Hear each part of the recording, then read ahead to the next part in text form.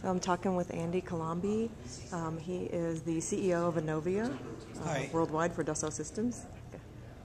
Yeah, we were talking about sustainability and India and China markets. That's right. I think the India and China markets, and for that matter, any market in the developing world today, is struggling with a combination of a need of quick development, fast development, and the need to conserve resources, to be frugal in terms of resources, because the environmental impact of development in these countries is very significant. We are talking of, for example, in India, we're talking of 1.2 billion people, we're talking of 1.3 billion people in China, and the kind of lifestyles that they are all aspiring for are comparable with the Western world. And as they move up that chain of development, the kind of resources that they consume will be quite comparable to this world, to the Western world.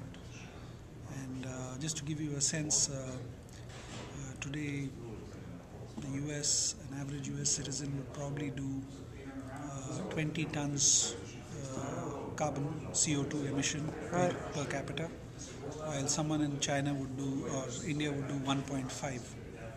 So if it's going to go up 20 times and then you multiply it by 1 billion people, it's going to be stupendous. So I think that's where I think the big play for DS is, in terms of being able to deliver solutions for innovation, for creating new products which will support these lifestyles, but in a very environmental friendly manner. Right. This is called frugal engineering. This adopts areas like usage of new material, usage of minimalistic design as it is called, doing it right the first time, which is a zero waste approach, using innovative forms of energy consumption. Right. And when you say doing it right the first time, what you're talking about is actually doing the physical product right the first time, right? Because you've been developing in a virtual environment. Let me give you an interesting statistic here. 40% of all waste that is generated in a very developed country, city, you could say Hong Kong, 40% of all waste is generated by one industry, the construction industry. Okay. Right. Now, that's where there is a big play in terms of ensuring that you do it right the first time, because the construction industry has been a very old-fashioned industry. Wherever you go in the world, even in the most developed countries, it's a very old-fashioned industry. Right.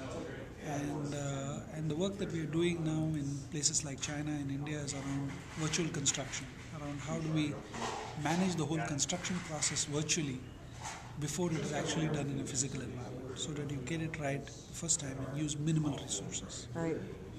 Yeah? Right. You also mentioned the actually providing customers virtual environments to, say, shop for cars. Yes, so exactly. You may not have to even have many dealerships. Right. So that's one, is not having enough dealerships. Second is real estate is very expensive in these countries.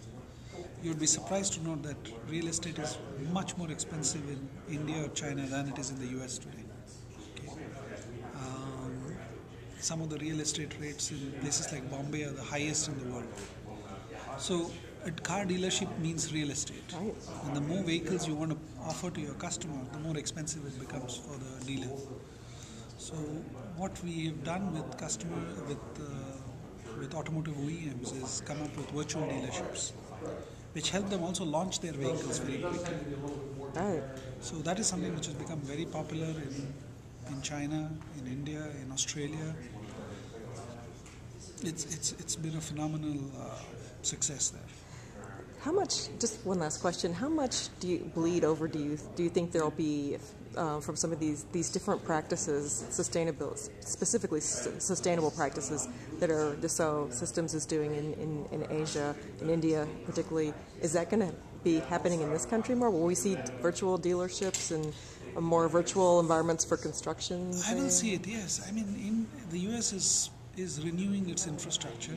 And over the next few years, I think some of the biggest investments will happen in construction, in rebuilding different parts of the infrastructure for two reasons. One is that the infrastructure needs to be rebuilt in some areas, and the second is that it's a great way to pump the economy. Right. So I think it's going to be extremely relevant in the U.S. context, and U.S. is now the second largest emitter of greenhouse gases. It used to be the number one, but China has overtaken it. So the pressure will be there to go green and be green, and I think virtual construction practices will be really at the forefront. So I see that very much applicable here as well. Thank you. I appreciate it. Thank you.